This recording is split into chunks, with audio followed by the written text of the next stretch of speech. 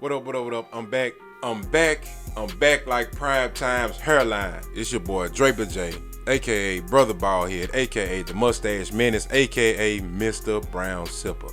Put some respect on that last one. Alright, I think I'm gonna take a break from the usual breakdown of the season expectations of everyone in the organization from the top. I start with Sean McDermott on down to Josh Allen. And I thought I'd do a segment called The Trial of Josh Allen. Because there's been a lot of hate on him. And there may be some people that may be out there misinformed about the growth and development of a quarterback. And, you know, you got to have patience. All right? So let me run through this. Let me give you some stats. I'm going to give you number stats. This is not hearsay. This is not just my opinion. I'm just going to give you stats, and I'm going to give you names of other quarterbacks that are going to have gold jackets and how their career started out. Let's jump right into it. In Josh Allen's rookie year, he had 2,074 yards. His completion percentage rate was 52.8%. Threw for 10 touchdowns, 12 interceptions, lost 5 fumbles. We missed the playoffs that year. Of course, we went 6-10. All right, took a lot of bumps and bruises that year. He learned a lot, and it showed an improvement to this in the next season. 2019, he threw for 3,100 yards. His completion percentage rate was 58.8%. Threw for 20 touchdowns, 9 interceptions, lost 7 fumbles. Of course, we went 10-6, made the playoffs.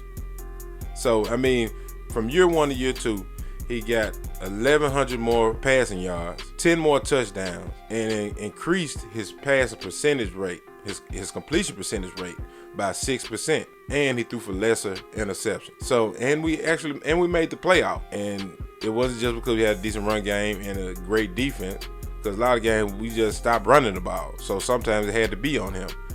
And you may be thinking like, okay, we know the stats. We don't care. He's still trash. Now, let me give you 2 names that you probably taking a heartbeat over Josh. Drew Brees and Peyton Manning. All right?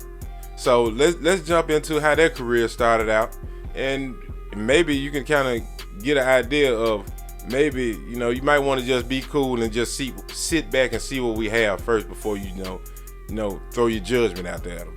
All right, we're gonna go with Drew Brees first. Future Hall of Famer, probably be a first ballot gold jacket wearer, right? All right, 2001 he was drafted. He only played in 1 game that year, only threw for 221 yards, 1 touchdown, no interception. All right, I guess the first year they had to see what they had. Second year, 2002, he threw for 3,284 yards. Completion percentage rate was 60%. Threw for 17 touchdowns, 16 interceptions. They went 8-8 that year. He played all 16 games. So, I mean, if we're judging a quarterback on how we're judging Josh in his second year, he showed promise in that season, just like Josh showed promise this season. So should we just give up? So should San Diego have just given up on Drew Brees then? I don't know. The next season, 2003, he only played 11 games. Threw for 2,108 yards. His completion percentage rate was 57.6%. Threw for 11 touchdowns, 15 interceptions. And he went 2-9 as a starter that year. And they ended up going 2-14. I can't remember, was he pulled that year or injured or what? He went 2-9 as a starter, but the team ended up going 2-14. So now that very next year they have the number 1 pick. With all that sporadic up and down play, injuries, and all that stuff there, they didn't know what they had. So if you have a Hall of Famer on your roster, you don't even be thinking about drafting another quarterback first round, which they did. And they were so bad that year that Eli Manning, who was one of the top prospects at the time, did not want to come to San Diego. He said that's where quarterbacks' careers come to die. And that's how they ended up with Phillip Rivers. So people don't remember that Drew Brees, the beginning of his career was so rocky that they thought about, they went and drafted a whole nother quarterback, Phillip Rivers. They were about ready to be done with him. So they ended up with Phillip Rivers, 2004. So that next year, 2004, he ended up going 11-4. He didn't play the last game because they let Phillip Rivers play that game. I think they ended up going 11-5 that season. So, and then in 05, they went 9-7. Shoulder injury, Phillip Rivers takes over. So, if you have a Hall of Famer, this guy's going to be a Hall of Famer someday. And San Diego was comfortable with letting them walk out the door. You can go ahead and roll. You can go wherever. But he ends up going to New Orleans.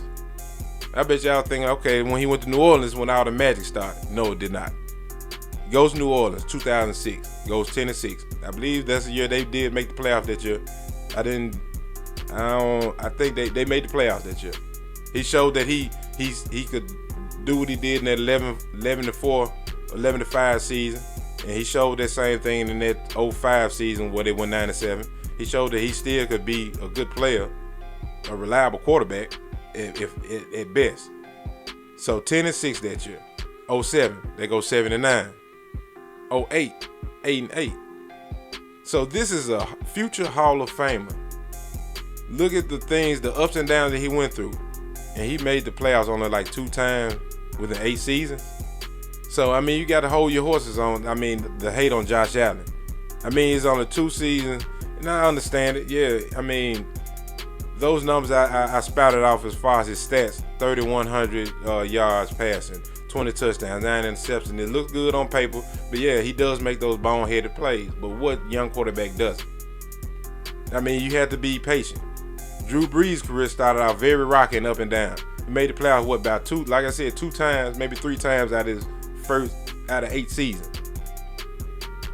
Then the magic started. He got the Super Bowl. Now, gold jacket wearer, most definitely at the end of his career whenever he decided to hang up his cleats. Let's move on to Peyton Manning. Peyton Manning, the same stature, same build, 6'5", 230 pounds, right? 1998, he was drafted first overall. He threw for 3,739 yards. His completion percentage rate was 56.7.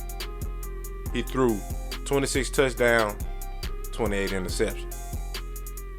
Pretty ugly for a rookie season. But it's growing pains. It's going to happen. They went 3-13 that year. They make the playoffs.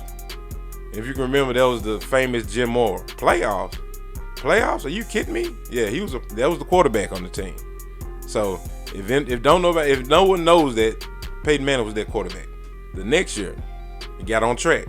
13-3 made the playoffs.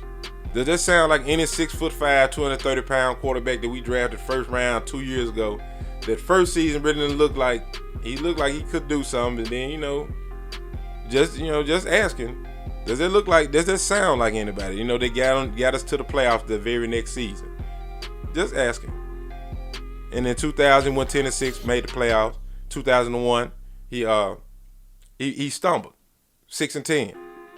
So his first 4 seasons in the league, he made the playoffs twice. So yeah, all right. In his first 4 seasons, he made the playoffs twice, and he stumbled. Out the gate, of course, the first year is gonna be rough. In 2001, 6-10. This is a Hall of Famer. Okay, every year wasn't gravy for him. He had to have his learning pain. He had to have his growing pain. Then you may be like, oh, okay, that's Drew Brees and Peyton Manning. After the fact, just want to be the after the fact haters. I want to call them.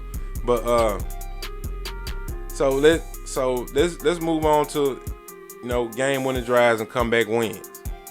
So in that situation, who would you rather have?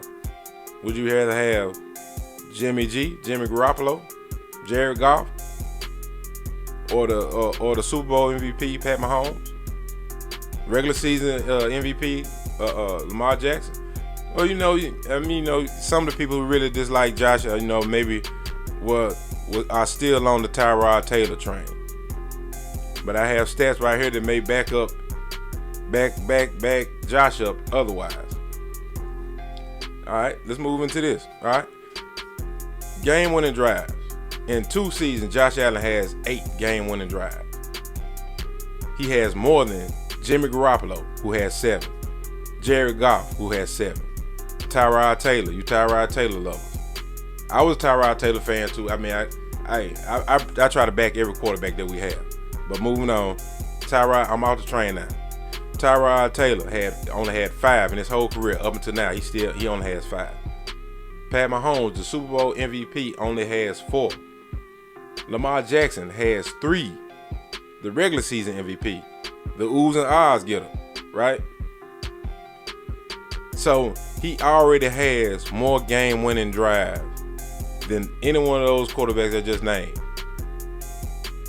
And Jimmy G was just in the Super Bowl this year. Jared Goff, not too long ago, was just in the Super Bowl. Pat Mahomes was just in the Super Bowl, along with Jimmy G.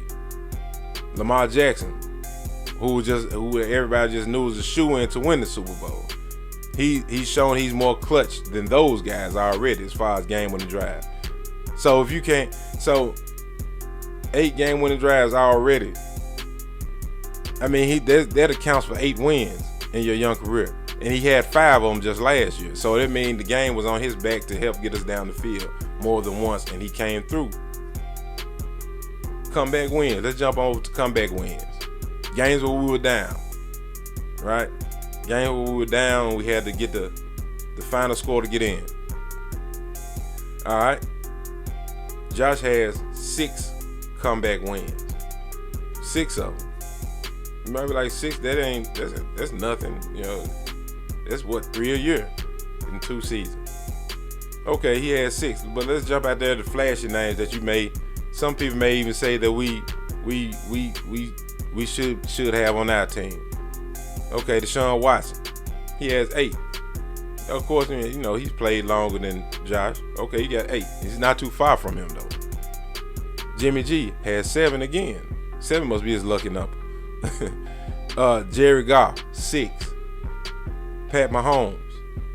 And that's for the people who keep saying we should have Pat Mahomes instead of Trey White. Y'all are crazy.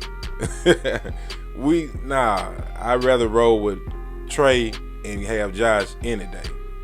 All right, Pat Mahomes only has 3. Tyrod Taylor, once again, only has 4 in his whole career. So, okay, you're saying he only has 6, so what? That's only 3 a year. Okay, cool. Yeah, that's 3 a year. All right. So, if at this pace, let's go back to game-winning drives. At this pace, that's 8. He has 8 game-winning drives. So that's 4 a year. By the time he reaches the end of this contract, they'll just say he just plays out the regular rookie contract. He'll have 16 game-winning drives on his belt if he keeps up this pace. And then if they pick up that 5th-year option from the rookie deal, that's 20 in 5 years. So just say if he played 10, you think how that number would be. Of course, I don't see he'll probably keep up that same pace. But this still early in his career, he has 8 already. Comeback wins. Let's go down there. Let's do the math on that. All right. Say if he plays to the end of the rookie contract, that's 12. They pick up that 5th-year option, that's 15. And if he plays 15 years, which is kind of like the lifespan of a franchise quarterback, 15 years, that's 45 comeback wins. 45 comeback wins. You know who's at the top right now as far as active comeback wins? It's Tom Brady. He only has 36 right now. And he only has maybe, 2 more seasons to play? And I'm really stretching it. I'll say about 1 more. I give him 2. So with all that information I just hit you with, you're really ready to get rid of this cat. And when he's showing you that he can at least be clutch. Sometimes it may not be the prettiest, but I believe they can get better with time, with growth and development. Because from the first year, the completion percentage was 52.8%. He got that. He increased that by 6% to 58.8%. 10 touchdowns thrown the first season, got you 10 more, 20. Less interception from 12 to 9. Of course, the fumbling has to get better. I'm with anyone out there who, okay, the ball security issues have to cease. All right, come on, Josh. You know your legs are going to be a big part of our offense. So we're depending on you to handle the rock. But he's showing you that he can learn from certain mistakes and progress it as a whole. I think so. I think as we watch the Bills, we watch Josh and his we don't look at the bigger picture. We look at it frame by frame. I think we're judging them on basically that, oh, this interception, why did you throw that? Which is true. Sometimes I sit back and wonder that too. But at the end of the game, when the lights are the brightest, has he not come through? Just last year.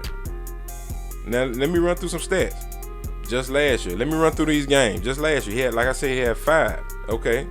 Let's just start with the New York Jets game, the first game last year, 17-16. It was on his arm that we won that game. Y'all remember, smoke down the sideline.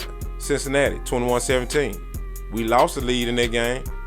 Guess who set us up? He hit Rambo down the sideline, set us up for the go-ahead score. Tennessee game. Josh was back. Well, Josh was the quarterback when we won that one, right? Pittsburgh, 17-10. So, and if you're at this point and you're still not sold on Josh being the guy, or at least just being patient, let me just throw out or spout off a few of these names to see if he's not better than them. J.P. Lossman, Trent Edwards, Ryan Fitzpatrick, E.J. Manuel, Kyle Orton, Tyrod Taylor, and Nate Peterman.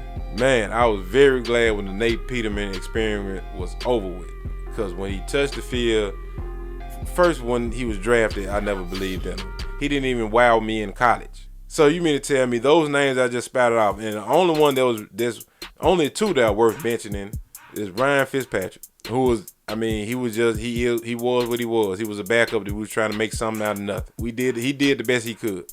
Kyle Orton, he was a journeyman who found a little success. We did decent that year. The offense was okay, but we had E.J. Manuel, who was supposed to be the savior, and I'm a Florida State fan, I hated the fact that E.J. turned out to be like that. But yeah, so we had to bench E.J. to play a guy who was just sitting on his couch maybe a week or 2 earlier. So you mean to tell me that Josh, at this point in his career, with the combined game-winning drives, comeback wins, is not better than any one of those cats right now? You can't tell me that. And then let's jump into some of the people who may say that, oh, he doesn't throw for 300 yards and this and that. He throw for 180. He throw for 2. Okay, cool. I get you. But I would like to see more than 180 yards thrown by my quarterback. I would like to see at least about 250, 280-ish. But 300 yards really is overrated. And people probably, if you're listening and watching, you're probably thinking, oh, dude, crazy. he don't know what he's talking about. But let me run off the names of at least the top 5 in passing yards last year. The top 5 quarterbacks in passing yards, all right? At number 1, Jameis Winston, 5,109 yards. Number 2, Dak Prescott, 4,902 yards. At number 3, Jared Goff, 4,638 yards. At number 4, Phillip Rivers, 4,615 yards. At number 5, end it all, Matt Ryan, 4,466 yards. Now, out of all those quarterbacks, which one of those guys made the playoffs? None of them. So throwing for 300 yards means nothing. If you're just throwing the ball around the field, it just looks good. Yeah, I want a 300-yard game for Josh here and there. Just keep a little media attention on him, but that's for me as a fan. But them as players or as a team, throwing for 300 yards, that does nothing. Just pass the stat sheet and just, probably get you voted into the Pro Bowl, into the touch football game at the end of the season. So that doesn't matter. All those teams I just named, and all of them have a lot in common. Their defense really didn't help them out. Josh has a great defense on his side, and he doesn't have to throw for 300 yards. 250, 280, very, very efficient game. That's all we need out of Josh. So, to all my Josh Allen haters, please for me, just be cool. Just give him a chance. Give him, because really, honestly, you if you're saying that you're ready for him to go, it's not gonna happen. No team invests money. Invest time in a draft pick or a very high draft pick and somebody they're gonna let go in 2 years, or even after 3 years. I could tell you who will be in trouble next season if Josh doesn't know progress or take another step, Brian Dable, the offensive coordinator. That's who they're gonna look crazy at. That's who they're gonna look at. They're like saying, okay, he's not progressing. It's your third year with him. We might need to go another route and see if we can get a better return on our investment. So, and even after that fourth year, my Josh Allen deniers or haters, he's still gonna be there too. They're not going. So you might as well strap up your seatbelt, buckle in, because Josh isn't going nowhere. He ain't going anywhere for the next 2 seasons. I can tell you that. Because for one, okay, the first year I was a throwaway year. Second year he progressed. We got to the playoffs. That's what they're gonna look at. That's gonna be the bottom line. That's what they're gonna look at. They're not looking at anything else. And then if we get to the playoffs again, he can be still looking kind of sketchy and iffy in certain situations next season. But they're not gonna get rid of him. He's here. So what I'm trying to convey to you, what I'm trying to tell you is, you might as well get behind him and support him. Because if you're a Buffalo Bills fan and you're a true Bills fan, you might as well go ahead and put your support behind him, because that's who you're gonna be watching for at least the next 2 seasons. That's who you're gonna be watching. And lastly, the main thing that changes the perspective about a quarterback is one Super Bowl win. One Super Bowl win. Now, I gave you the layout of what happened with Drew Brees and how the first part of his career was. 2008, by 2008, he only made the playoffs, 2 times?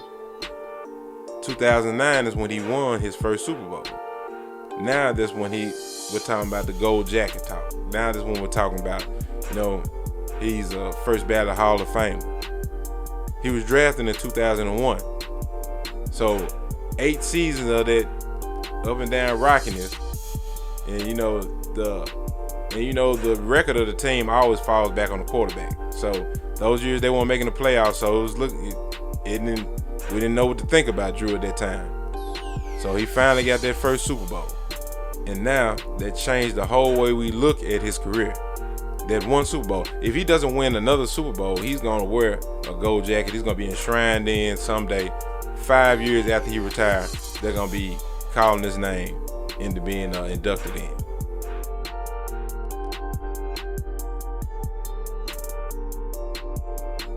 If anything else and all else fails, Josh has shown you that he has grit, determination, and heart.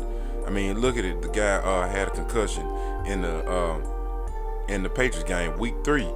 Comes back the very next week in the concussion. Normally, concussion protocols, I mean, everybody's different. Everybody heals differently, but it's at least a week for anybody, especially your quarterback. You don't want to put him back out there too early.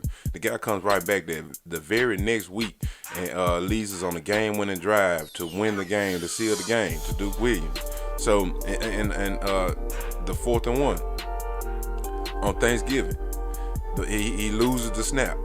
Instead of him, like Cam Newton, standing there like looking around and don't want to touch the ball, he reaches down into a pile of people, grabs the ball, picks it up, fights for the first down.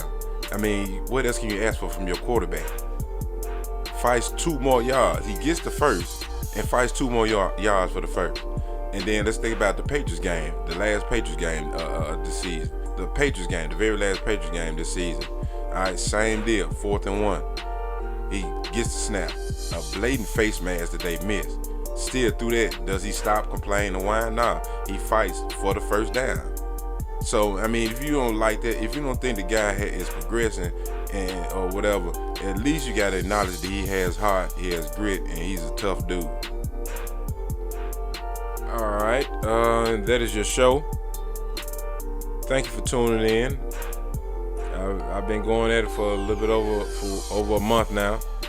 The YouTube channel has almost had the YouTube channel almost has 900 views in all. The podcast has had 42 downloads within the last 30 days. I want to thank everybody who's listened, everybody who's encouraged me, everybody who's been giving me giving me good advice on how to start a podcast or keep the podcast rolling, and giving me good ideas. I want to thank you all for that. And hey, I'm out of here like last year. Peace.